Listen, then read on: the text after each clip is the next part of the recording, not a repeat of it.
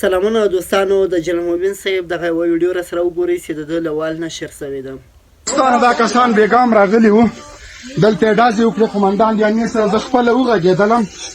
د ما کسان یې موهلي دي، دغه د مصالح فکاوې ته به غزې ته روان دي. دا حال ده، هر سړی قوم تربور لري.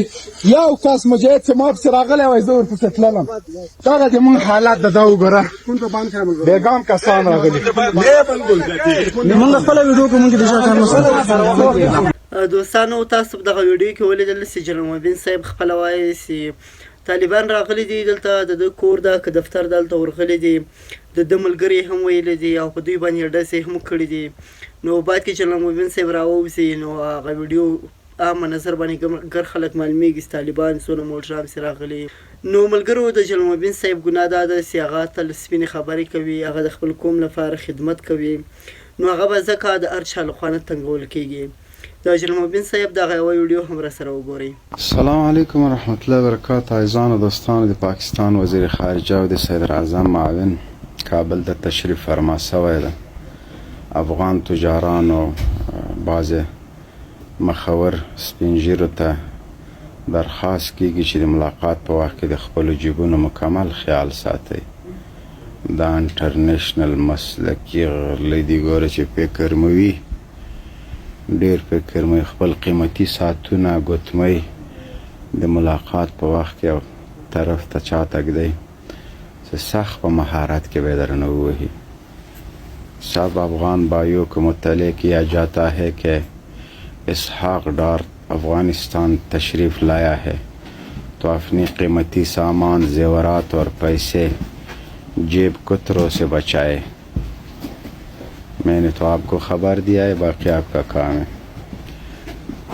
अगर मैंने उसके साथ मुलाकात करना है तो मैं अपना कीमती पगड़ी भी साथ नहीं लेके जाऊंगा, क्योंकि वो शायद कोई. نو دوستانو، د جلال مبین صاحب دغه ویډیوګانې تاسې وکتلې. جلال مبین صاحب پسې طالبان ورغلي دي، هغه هلته کور ته پسې ورغلي دي، د ده ملګري ویلي دي او په ده باندې فایرینګ کړی دی.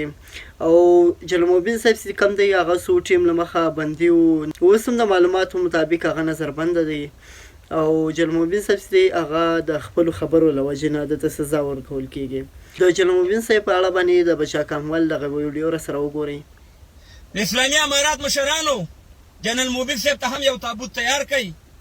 څه رقم تابوت هم چې مطیع الله تراب صاحب شاعر ته تیار کړی و، او هغه چې کله مړ شو د زړه د حملې د وجې تاسې په تابوت کې واچو، په هلیکاپټر کې هم د هغه جسد واچو او ننګرهار ته هم راوړو.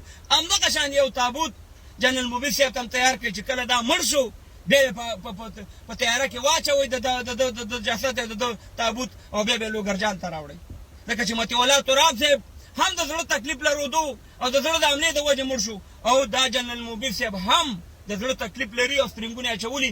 که هر کار پرې وشو بیا به مسؤلیت ستاسې په غاړه وي، او د دې پیغور نه به تاسې هېڅکله خلاص نه شئ.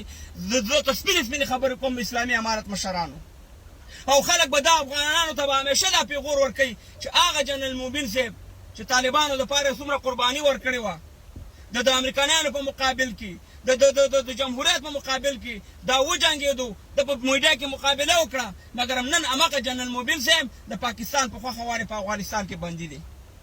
او خلک به دا هم وایي چې هغه طالبان چې په 2001 کې د اسامه بن لادن په خاطر د وردي په خاطر وانه خپل ټول نظام قربان کو، په لکاو شهیدان هم ورکړه، خپل ملک هم په تباه او برباد کو او تسلیم نشو، مګر نن د پاکستان په خوښه وانه خپل یو د وطن بچی چې د جنرال مبین صاحب په نوم باندې په محبس کې اچولې. او دلته په رسنیو کې شانه بشانه والا حسن خان روزانه ناستي او دا خبره کوي چې هغه جنرال مبین ټیک ټاکرم د پاکستان په خوښه وانه په محبس ولېږلو، چې څوک هم په افغانستان کې د پاکستان په خلاف خبره کوي، هغه محبس یې جیل ته به ځي، اسلامي امارات به نیسي. نو دوستانو، د جلال مبین صاحب خپله ویډیو هم وکتله او هغه سره دا بله ویډیو مې هم در باندې وکتله، ځکه چې جلال مبین صاحب ته د خپلو خبرو او د خپلو خدماتو سزا ورکول کېږي. زموږ چینل سبسکرایب کړئ تر نورو تازه معلومات لپاره.